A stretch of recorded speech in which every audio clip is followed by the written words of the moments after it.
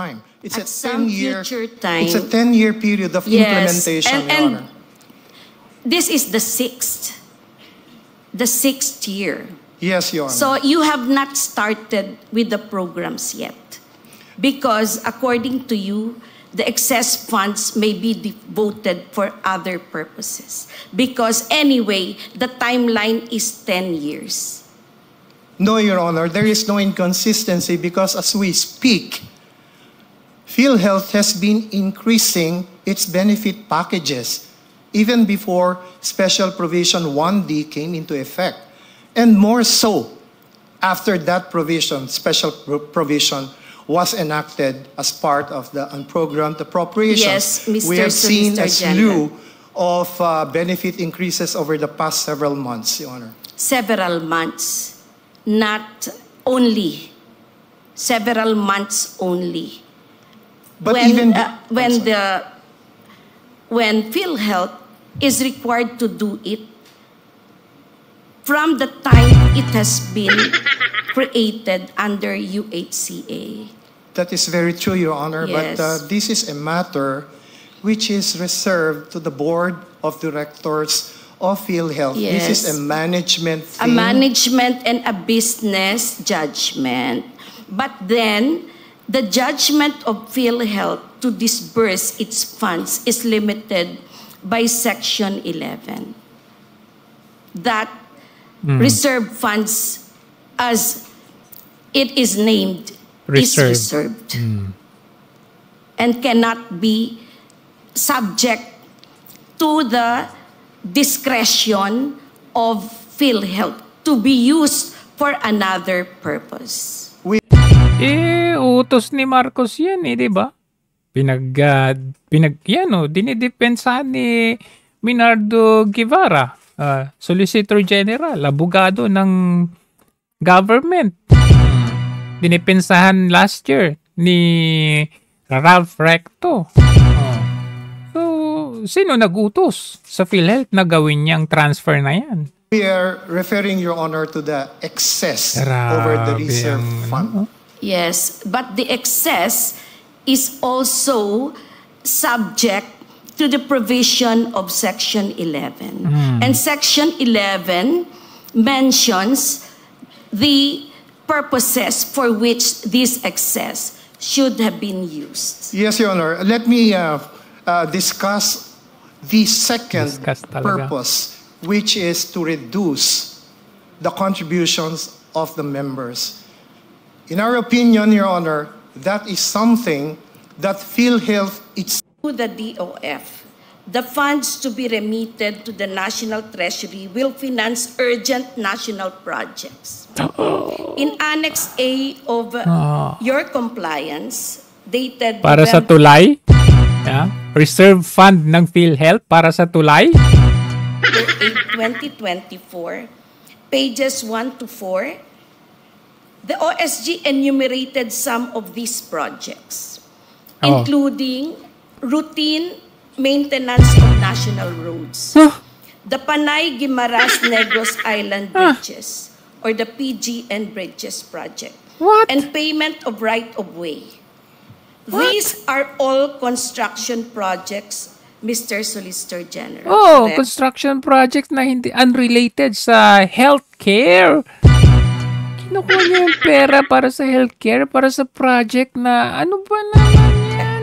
Not all of them, Your Honor. Not all of them. Some of them pertain to health projects. Panong health? Anong health?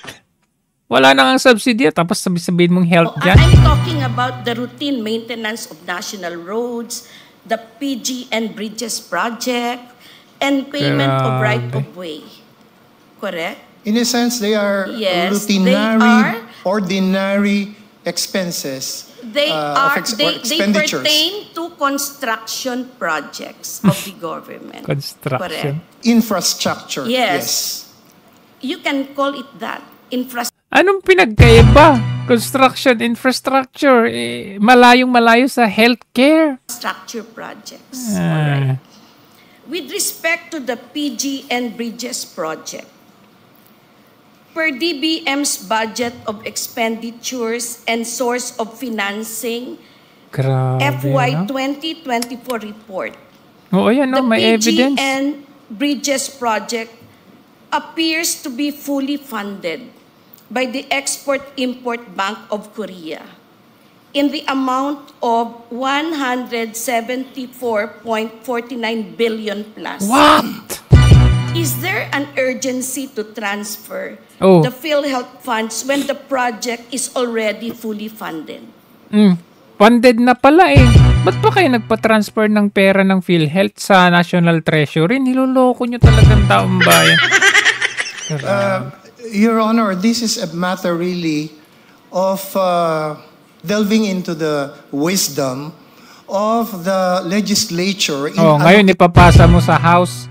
Magpasahan kayo. allocating funds. Yes. So when funding a project that is already fully funded under the category of unprogrammed funds. I didn't Kagulat-gulat. quite get the Programs. question, Yes. Your Honor. I think... Pardon me. Yes. Nako. Export-Import Bank of Korea has loaned the Philippines 174.49 billion Oh. plus. May loan na pala for that project eh. Tapos kukuha pa kayo ng pera sa PhilHealth. Is Tapos there an sasabihin nyo para sa project na ito yung ita-transfer from PhilHealth sa National Treasury. urgency to transfer the PhilHealth funds when the project is already fully funded? Your Honor, I think one consideration by the Congress in doing so is a determination of when a project is already implementable. So if a project that has already been identified and sufficiently funded is considered to be Palusot pa. non-implementable for the given fiscal year, then I think it is the decision So, of hindi pa pala sigurado. Hindi pa sigurado. Kumbaga parang literally, nag-iisip pa kayo kung itutuloy ba ang proyekto na ito. Pero the sense of urgency ng pag-transfer ng pera ng PhilHealth to National Treasury for that matter, parang napaka-emergency. the Congress in the exercise of its Baka policy or wisdom, Grabe. so to speak, to move it to the unprogrammed appropriations in the meantime. Yes, all right. So, has the government moved this amount to the unprogrammed funds of the government? There are so... This I'm sorry, Your Honor. Export-Import Bank of Korea loan, has the government moved it to unprogrammed funds? We will have to check on Yes, that, whether please. Minob na nila sa mga bulsa nila. Okay. Mahaba ito actually. Pero kung i-rewind ninyo, i-replay ninyo, panoorin ninyo ng buo, maiintindihan ninyo. Hindi mahirap maintindihan itong ano na ito. But for me, bilang pag-summarize sa nangyaring oral argument na ito with regard to the PhilHealth transfer, ako, ang pagkakaintindi ko in general with the initiative of Honorable Amy Lazaro Javier, Associate Justice ng Supreme Court. Napabilib ako doon sa ginawa ng Supreme Court and sabi ko nga initiative ni Honorable Amy Lazaro Javier na ito. Dahil talagang ginisa nila itong imagine si Solicitor General si Minardo Guevara. Unang nagisa ito yung mga nasa babang mga posisyon, mga senior advisor, yung mga president, parang ganon, and then dumating dito kay Minardo Guevara, hindi nila masagot. Unang-una, yung pag-transfer ng 89.9 billion almost 90% ang na-transfer na sa National Treasury. Ngayon, tinatanong ng Supreme Court kung saan napunta yung pera na yun. Hindi nila masagot-sagot. Kasi ang defense nila kung bakit nagkaroon ng transfer ng ganun sa National Treasury for certain projects. They already identified for certain projects. Last year they identified that for this and that, for this and that, for this and that. So the people were questioning bakit yung ita-transfer yung pera ng PhilHealth, which is supposedly para sa healthcare, bakit ita-transfer ito for a particular infrastructure projects which is very far not related to providing the healthcare system. So malayong malayo. So ito yung na-raise na question which ina-address ng Supreme Court today dito sa oral arguments na ito, and hindi nila masagot. Just like what ito lang, 'di ba? How did they treat this as so urgent to transfer this big amount of money na wala pa naman palang project? And if so na merong project, meron naman palang loaned amount from Korean firm. Okay? May loan na. May loaned amount, 117 billion for that particular project. Pero bakit kumuha pa rin ng pera from the PhilHealth? So this matter, is a very big question kasi talagang hindi nila ma-explain. Pinapasa nila sa House, nagpapasahan sila. At dapat nga nandito sila Ralph Recto Saka yung sila Tambaluslos, yan, yung si Zaldico, yung mga yan, dapat nga sila yung nandyan para ma-question kung bakit nila inalaw or bakit involved sila doon sa pag-transfer ng pera ng PhilHealth. May utang pa rin ang PhilHealth na 27 billion sa mga public and private hospitals na hanggang ngayon hindi pa rin nababayaran, and yet yung reserve fund ng PhilHealth nakuha pa nilang ipatransfer sa National Treasury. So instead na gagamitin yung reserve fund na yan para pambayad sa utang ng PhilHealth sa mga private hospitals, or maybe help to alleviate yung mabawasan or to lessen yung mga contributors amount. Okay? I mean, instead na patas ng pataas yung porsyento ng babayarin ng mga paying members, abay kinuha pa talaga yung reserve fund. Panoorin natin ito. Nag-umpisa na ang bayaran ng PhilHealth ang bilyong-bilyong pisong utang nila sa mga ospital. Pero ang DOH at mga pribadong ospital umaalma dahil wala pa naman daw silang natatanggap na bayad. Budol! Sabi ng gobyerno, nag-umpisang bayarin ang utang nila sa private hospitals. Pero budol pala. Kasi umaaray yung mga hospitals, wala pa naman kami natatanggap na bayad. Sa frontline ng balitang yan, si Brian Basa. Mahigit 27 billion pesos. Ganyan pa rin kalaki ang utang ng PhilHealth sa mga pribado at pampublikong ospital sa bansa. Sa pagdinig ng Senate Finance Subcommittee kanina, lumabas na halos 20 billion pesos sa utang ng PhilHealth ay claims ngayong taon. Habang tignan ninyo ito Ayan. Ito, magtataka ka. Current year, which is 2023. Ayan, 2023. Current year, ang utang ng PhilHealth sa mga hospitals, 19.9 billion. Previous years. Take note, previous years. Ibig sabihin, maybe even, kasi 2014 yan 2014 to 2023.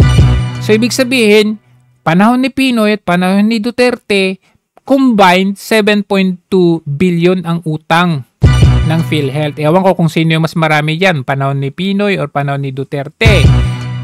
Pero in just current year, 19.9 billion.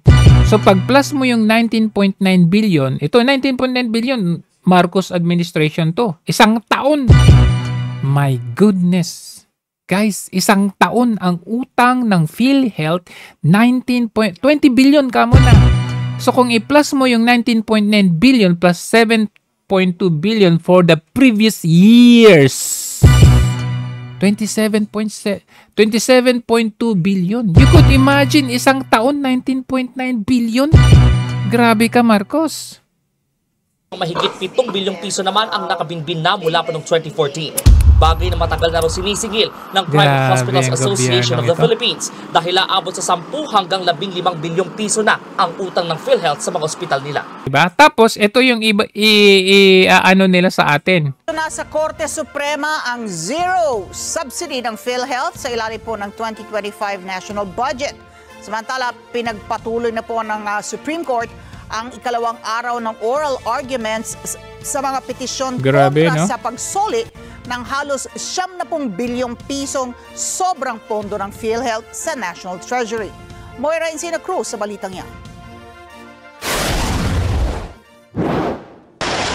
Naghain ng petisyon sa Korte Suprema ang health reform advocate na si Dr. Tony Liachon para questionin ang zero subsidy ng PhilHealth sa 2025 national budget.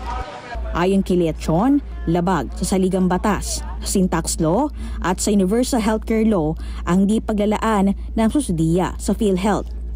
Anya ito unang pagkakataon na nangyari ito sa kasaysayan ng bansa na hindi binigyan ng pagpapahalaga ng Presidente at ng Senado at Kamara ang kalusugan ng mga mamayan na ginagarantiyahan ng konstitusyon.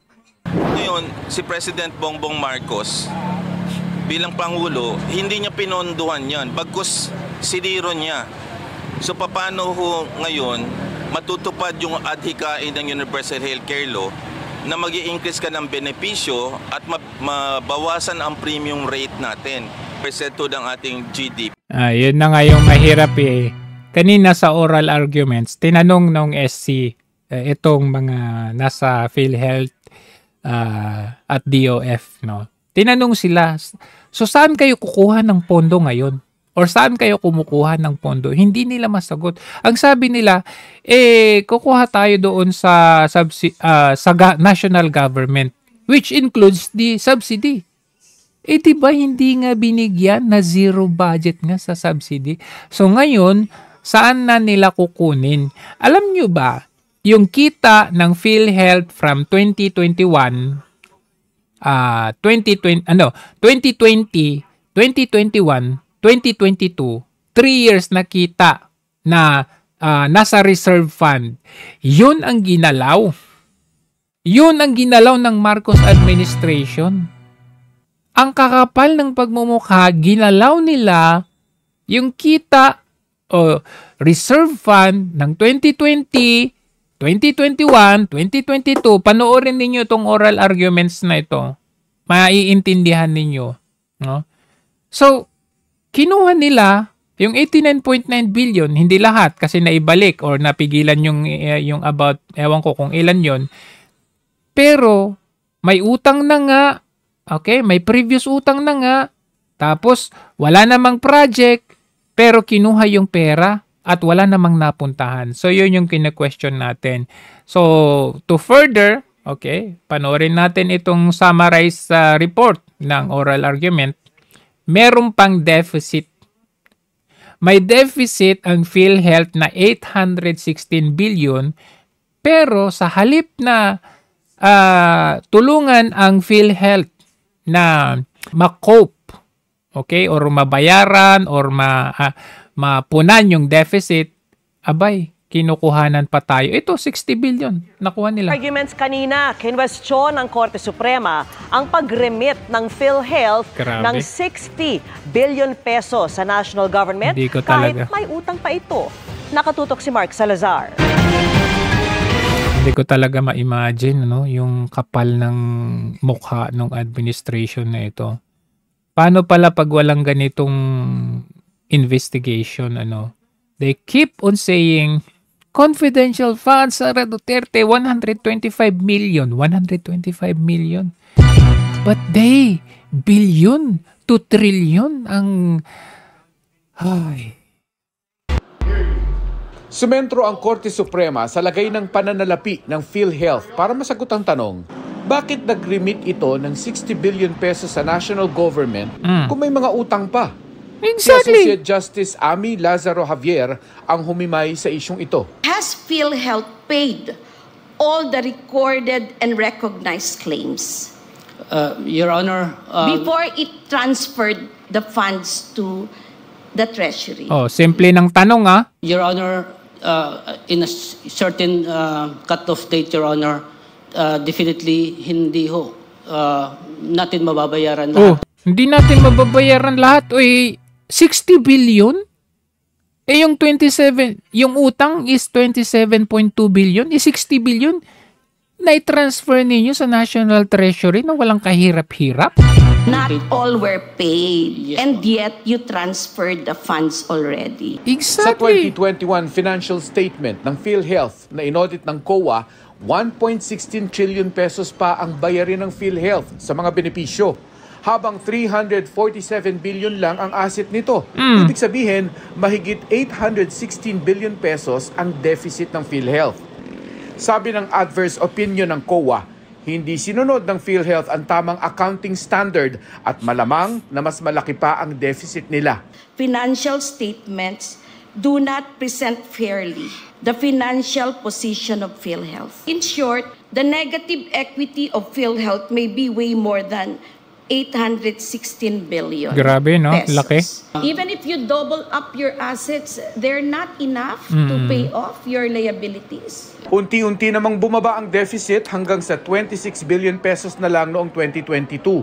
Pero panahon ni Duterte, bumababa. Pero anong nangyari na ngayon? 816 billion ang deficit pa rin. From these assets, the law requires PhilHealth to set aside a portion called reserve funds, precisely to cover payments for the claims of beneficiaries. And that portion has to be used exclusively for the claims, to pay the claims of the beneficiaries. And if there is an excess, then additional programs should be set up. And if there is still an excess in the excess, then investment may be made. Pero sabi ng PhilHealth, hindi naman sabay-sabay babayaran ng mga utang. Kayaan niya itong punan ng mga makukolektang direct contribution ng mga miyembro. Requirement of the law, Your Honor, particularly in Section 11, reserve fund for a maximum of 2 years, Your Honor. Is the reserve funds just in paper? Are you not supposed to reserve real money? You cannot predict when people get sick. Exactly. Sabi rin ng Government Corporate Council ng PhilHealth, hindi mababang karote ang PhilHealth dahil sagot ito ng gobyerno. It is the state insurance company. It cannot be insolvent because by law, the government of the Philippines guarantees the financial viability of the program. Sinungaling. Tingnan mo, nginig ka sa pagpapaliwanag National Health Program administered by PhilHealth. Sa labas ng Korte Suprema, nagpahayag ang mga petitioner kung bakit nila ipinababalik sa gobyerno ang 60 billion pesos na kinuha nila sa PhilHealth. Kulang na nga yung pondo, binawi pa, no? Inabandon na ng gobyerno yung kanyang pananagutan na magbigay. Bakit hindi yan yung tutukan yung i-rally? Hindi yung confidential fund. Ng subsidiya para doon sa mga billion ang pinag-usapan natin dito. Indirect contributor, mga indigent, no?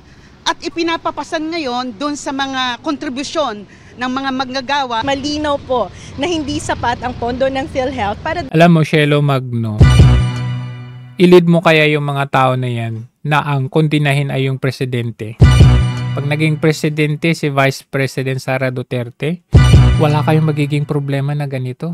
Sa sinasabi nating reserve fund nito, hindi kasi sapat na sasabihin natin na basta may balancing pondo ang PhilHealth ay excess fund na ito. Kanina nag-file din ng petition si Dr. Tony Liachon laban sa gobyerno at kongreso sa pagbibigay naman ng zero budget sa PhilHealth para sa 2025. Nagpapatuloy pa rin ang oral argument sa... Diba? So, to sum it up, summarize natin, walang hindi mapatunayan ng PhilHealth, ng DOF, yan sila Solgen, at even the Marcos administration, hindi nila mabigyan ng yung patunay, okay, or pure evidence or hindi nila ma-justify yung pagpapatransfer nila ng 60 billion kasi 89.9 billion supposed to be 60 billion na from PhilHealth to National Treasury. Kasi kung sinasabi nila na para sa tulay, kung saan infrastructure yan, non-existent. Yung project na yan, non-existent.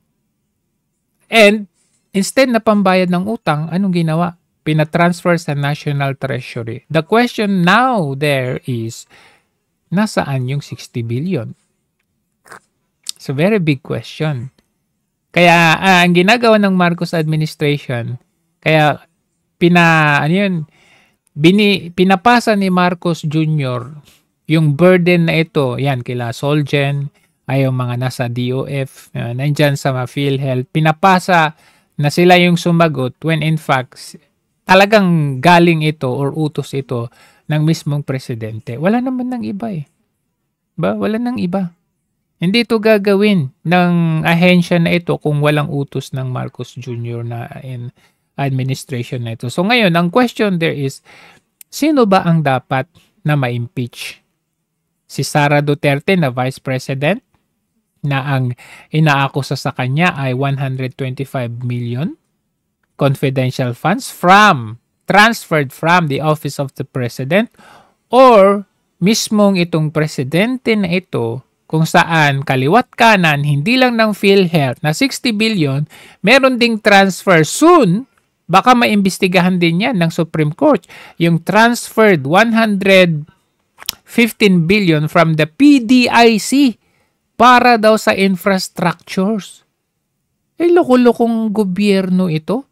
Kung ano-ano, tas may insertion pa kayong 26 billion. Okay, pinaghatian nila ng Senado, 21 billion sa House at 5 billion sa Senate. O ba kung ano-anong mga insertion nyo, flood control, hanggang ngayon hindi yan mga na-address. So ngayon, ang question there is, sino ba dapat ang ma-impeach?